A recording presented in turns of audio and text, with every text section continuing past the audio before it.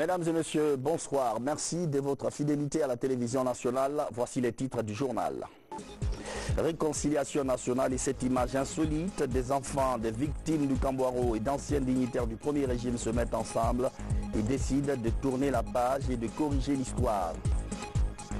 Vers le renforcement de la sécurité maritime le long du littoral, la station côtière va bénéficier d'équipements pour son éclairage, mais d'abord la révision des textes juridiques et la formation des agents. Le bassin du fleuve du Sénégal, comment renforcer la protection de l'environnement? La déforestation est un phénomène courant autour du fleuve. Quelle législation pour punir cette pratique? Voilà pour les titres. Madame, Monsieur, bonsoir et merci de nous rejoindre dans cette édition d'information. Tout d'abord, cette information qui nous vient du bureau de presse de la présidence de la République. Le président de la République, professeur Alpha Condé, s'est rendu hier au chevet de Hadja Nana Touré, la maman du Premier ministre Dr Ibrahima Kassori Fofana.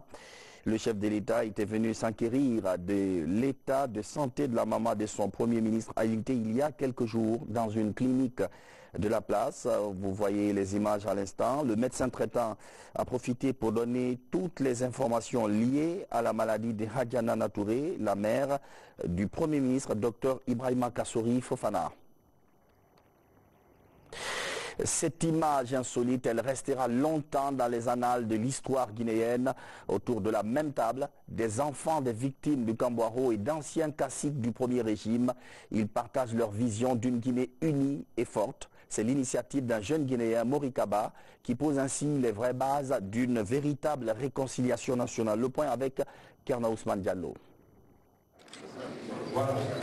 Une poignée de main historique entre représentants de l'association des victimes du Kambouaro et d'anciens dignitaires du PDG-RDA, avec à leur côté des représentants de l'association des victimes de la répression de 1985. Le moment est solennel. Dans la salle s'écrit une page de l'histoire de la Guinée, celle d'une nation dans une dynamique de réconciliation. J'ai beaucoup d'espoir. La Guinée, c'est un pays qui surprendra toujours. Elle a surpris en 58, elle continuera à surprendre, elle n'éclatera pas. L'image sera le moment fort de la rencontre, les poignées de main s'enchaînent, un bon début selon tous les acteurs conscients du fait que les Guinéens doivent affronter ensemble leur histoire. Il faut tout simplement qu'on essaie de se mettre ensemble, de discuter et d'éclairer la lanterne de la nouvelle génération et dire encore une fois que nous devons regarder vers un même but et regarder surtout ce qui nous unit. Et ce qui nous unit, c'est la Guinée. Je suis très content si ça déclenche un processus de réconciliation nationale. Un processus de réconciliation nationale, ça reprend un ensemble d'étapes incontournables à travers lesquelles il faudra passer. C'est-à-dire, il faut qu'il y ait la vérité, qu'on sache ce qui s'est passé, qu'il y ait la justice, qu'on puisse réhabiliter ceux qui ont été injustement inculpés ici et là, qu'il y ait un engagement de non-répétition, que les bêtises ne se reprennent pas, etc., etc. Il y a un processus qui est universel, le processus de la justice transitionnelle par exemple. L'idée de réunir les différentes associations présentes est de ce jeune de la société civile. Mori Kaba veut jouer sa partition dans l'émergence d'une Guinée apaisée avec un processus de réconciliation abouti. Ce qu'il faut retenir, l'histoire de ce pays est joncée de joie mais aussi de douleur. Cela est inhérente à toutes les sociétés humaines.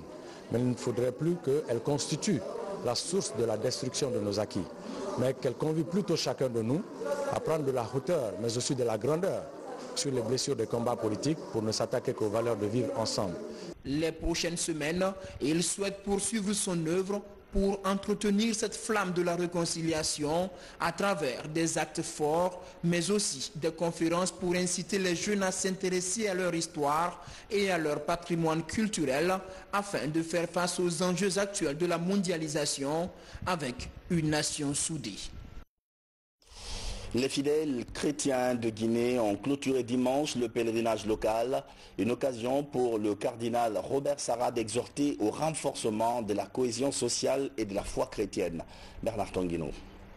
C'est une homélie essentiellement consacrée à l'amour de Dieu, l'unité de l'Église et la charité sociale.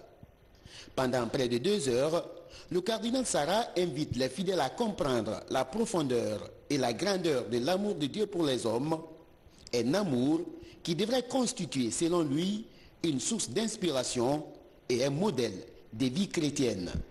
Le Dieu que nous cherchons et que nous venons adorer ici à Bofa, le Dieu en qui nous croyons est infiniment humble.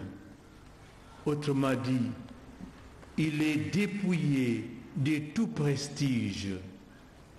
Aujourd'hui et ici, disons à Jésus, notre Seigneur et notre Dieu,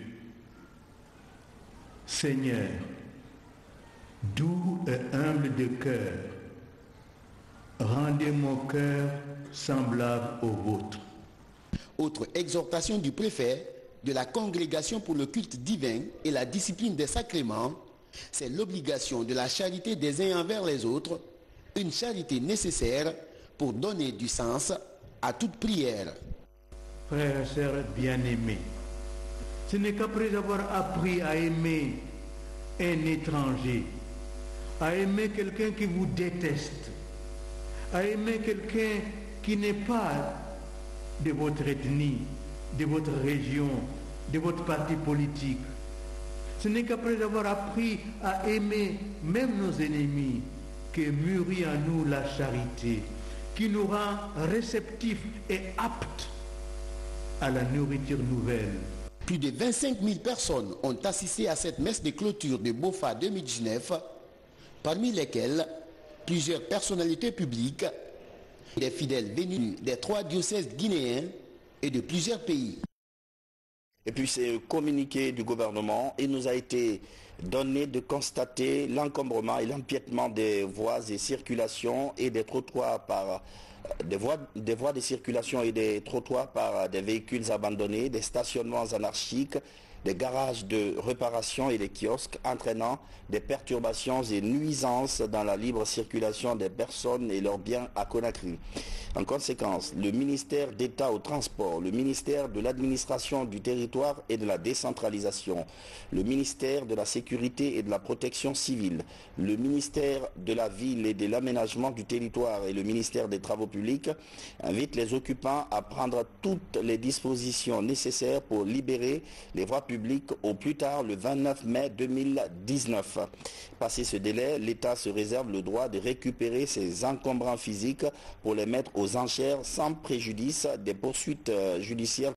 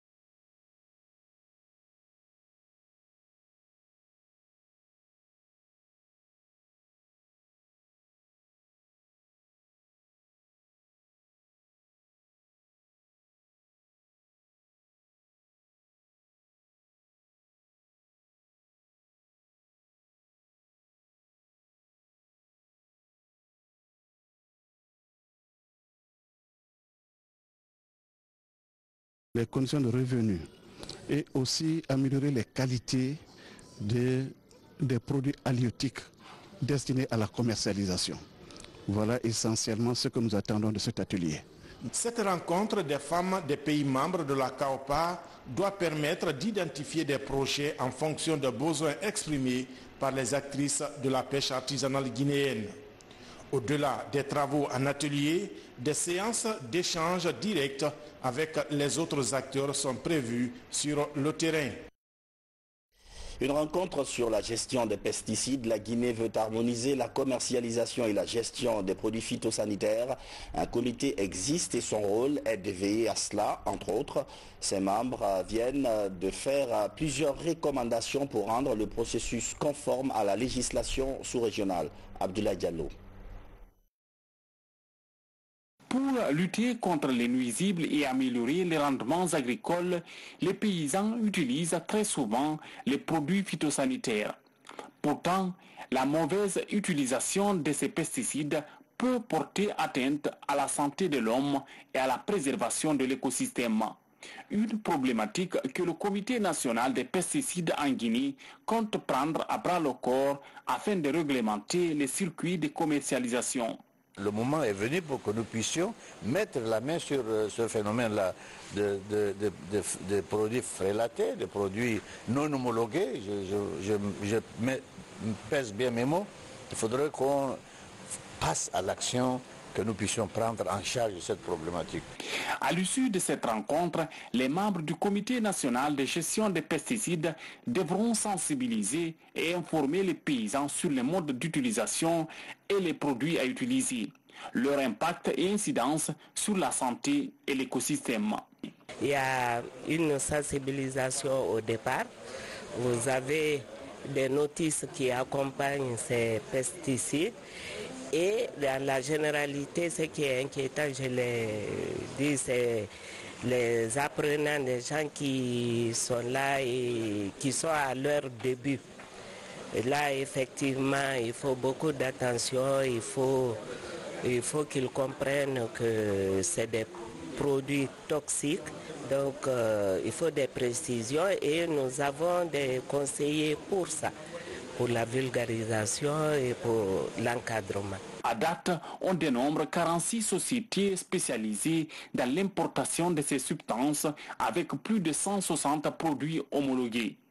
Il revient désormais aux membres de ce comité d'assainir d'abord le marché des pesticides, qu'ils soient destinés à la santé végétale ou animale, à l'hygiène publique ou à la lutte contre les vecteurs de maladies. Le fleuve Sénégal, le deuxième cours d'eau le plus long de la sous-région. Sa protection est au cœur des débats. L'environnement autour du bassin est souvent agressé par des pratiques humaines. Comment y remédier? Des éléments de réponse dans ce reportage de Mamadou Alpha Baldé et Sarafdine Diallo.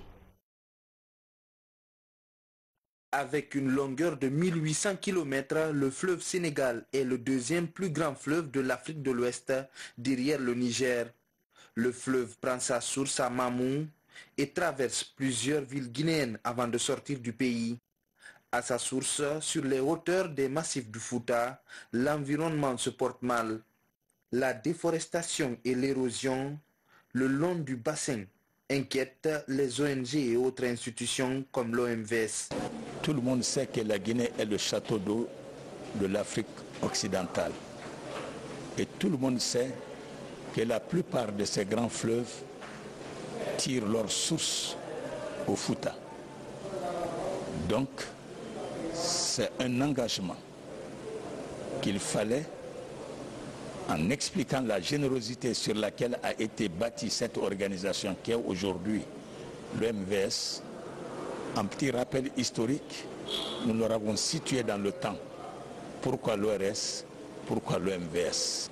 Pour restaurer le couvert végétal, protéger les têtes de source et limiter la dégradation des terres, un projet permettant de mener des actions vertes sur le terrain est lancé pour les localités de Mamou, Dalaba, Dabola, Tougué, Labé et Sigiri. Ce sont le contexte, les objectifs du projet, les activités à réaliser, les résultats attendus du projet et les rôles et responsabilités de chaque acteur dans la mise en œuvre du projet. la méthodologie de la mise en œuvre du projet, la zone du projet, la durée du projet, tout ceci a été présenté aux autorités ici présentes. Ce programme de restauration des zones dégradées du bassin du fleuve Sénégal, qui s'étend sur 300 000 km² est le plus inclusif jamais exécuté dans la zone. À toutes les étapes, les communautés et ONG locales seront au centre des activités. La façade maritime guinéenne est muette, pas de station côtière, pas de phare de signalisation, rien ou presque. Heureusement que l'Association internationale de la signalisation maritime propose ses services.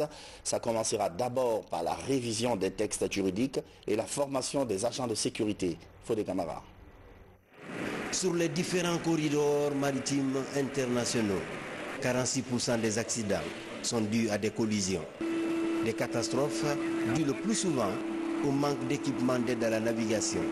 En Guinée, avec l'appui de l'Association internationale de la signalisation maritime, les autorités de la mobilité au niveau des voies navigables et les acteurs du secteur identifient les lacunes liées au déficit de phares et de balises, sans oublier les autres obligations des États côtiers. Il faut absolument qu'il y ait des ressources humaines et financières suffisantes. Il faut que les ressources financières soient affectées clairement à ces objectifs de sécurité, comme ça se fait dans l'aéroportuaire, par exemple. Autre disposition envisagée, la mise en place d'un système d'identification automatique des navires. Des outils permettant aux différentes embarcations de disposer en temps réel des informations de sécurité maritime.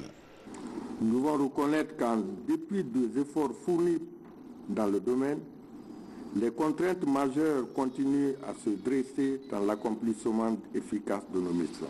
Les équipements de signalisation sont inexistants, très insuffisants. La mesure corrective proposée est la transposition des règles internationales relatives aux aides à la navigation et de balisage maritime dans la loi nationale et la mise en place d'une procédure écrite et documentée de gestion, de suivi et d'évaluation des aides à la navigation et des balises conformément aux règles internationales. Depuis près de 50 ans, la collaboration avec l'Association internationale de la signalisation maritime permet à la Guinée de suivre à la lettre tous les principes de la Convention SOLAS relative à la sauvegarde de la vie humaine en mer au niveau des différentes voies navigables du pays. Le programme élargi de vaccination, les acteurs étaient devant la presse. C'était à l'initiative de la 9e semaine africaine de la vaccination. La Guinée fait face à un grand défi sanitaire dans ce domaine. Adia Toubari. En matière de vaccination, la Guinée a enregistré ces dernières années des progrès selon le programme élargi de vaccination. Grâce à l'administration des doses vaccinales aux enfants de moins de 5 ans, le poliovirus est éradiqué depuis 2017. Aussi, la rupture des vaccins au niveau des 913 centres de santé que compte le pays n'est plus d'actualité. Au même moment, les difficultés de conservation des doses vaccinales sont corrigées par la distribution progressive d'environ 800 réfrigérateurs solaires. 853 frigos solaires que nous avons déployés sur le terrain, qui sont en cours d'installation, et 818 motos âgées pour soutenir les stratégies de vaccination. Dans le calendrier vaccinal des enfants et des femmes en âge de procréer, 9 maladies contre lesquelles ils sont protégés sont inscrites. La rougeole est l'une d'entre elles. Elle sévit depuis le premier semestre 2018 dans 20 districts sanitaires. La persistance de la maladie en Guinée est due à l'échec de la vaccination de routine. La principale alternative à ce problème est le rattrapage chez les enfants. Voilà, les dernières enquêtes ont montré qu'on n'a pas pu toucher tous les enfants. Nous sommes conscients de cela. Donc nous travaillons avec tous les partenaires, mais aussi avec vous, pour qu'on puisse toucher tous les enfants. Aujourd'hui, le taux de couverture vaccinale de la Guinée est à 24% selon le programme élargi de vaccination. Pour l'amélioration de ce faible taux, la Guinée et ses partenaires accroissent les stratégies de communication et de formation du personnel soignant sur l'importance de la vaccination. Une manière de faire adhérer les communautés à la nécessité de protéger les enfants contre les pathologies transmissibles. 50 tonnes de poissons pour des mosquées de la capitale, c'est l'œuvre d'une structure locale qui apporte son soutien aux religieux en ce mois saint de Ramadan. Aboubakar Junior Camara. Le mois de Ramadan est un mois de charité, de pardon et de réconciliation. Un mois où le partage est fortement encouragé. Pour mettre en évidence cela, quelques structures du pays volent au secours des religieux. Plus de 50 tonnes de poissons sont distribuées à 8 mosquées de la capitale. C'est une œuvre d'Alamari Consciention. L'idée vise à soulager le panier de la ménagère en ce mois de pénitence. Les mosquées qu'on a sionnées, c'est les mosquées où il y a beaucoup de monde et les mosquées aussi qui se trouvent dans des milieux très défavorisés pour aider les fidèles musulmans à aborder ce mois saint de Ramadan avec beaucoup de bonheur. Ce geste est apprécié à sa juste valeur par les bénéficiaires. Au nom de tous les fidèles musulmans et musulmanes de Kolaya, je remercie M. Diawara. On demande Allah le Tout-Puissant pour lui. On demande Allah le Tout-Puissant pour lui et ses collaborateurs. Que Dieu leur donne la force. Amen. Que Dieu leur donne tout le bonheur du monde. Amen. Que Dieu leur donne tout ce qu'ils souhaitent d'ici et à l'au-delà. On est content aujourd'hui. Le donateur Mamad Diawara et ses partenaires ne sont pas à leur premier geste. Chaque année, la structure assiste les musulmans en ce mois de Ramadan en leur distribuant des produits halieutiques. Les perspectives visent également les villes de l'intérieur du pays pour cette œuvre de charité.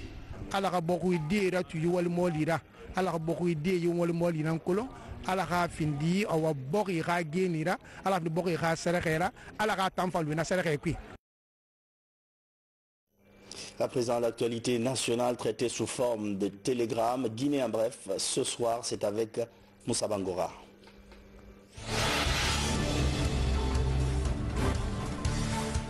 L'ambassadeur des Émirats Arabes Unis aux îles de Los à Kassa, le diplomate émirati, est venu apporter le soutien de son pays aux populations des îles de Los. Ici à Kassa, le centre de santé de la place et l'école d'excellence en chantier sont visités.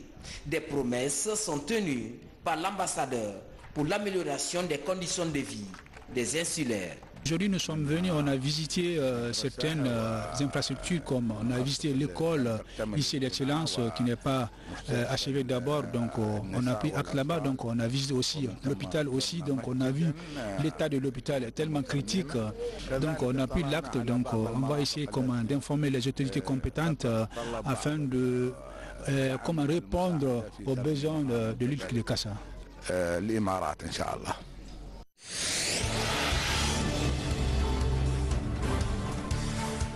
Le Grand Hôtel de l'Indépendance, Novotel, a une nouvelle directrice générale.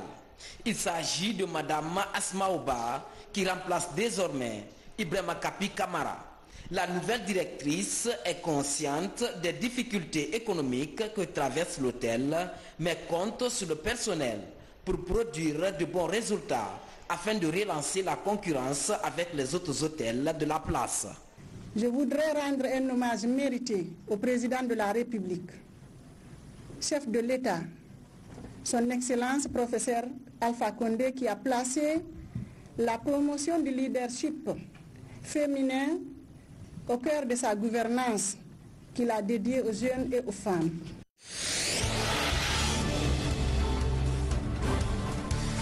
Une importante quantité de riz pour les femmes balayeuses des 5 communes de la capitale.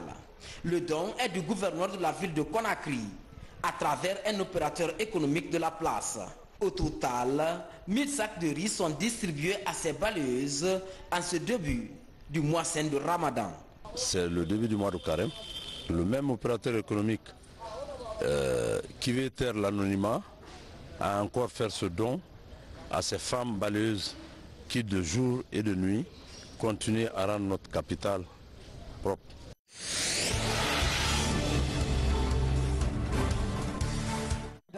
Cet ouvrage est offert par la NBA en collaboration avec Solectra.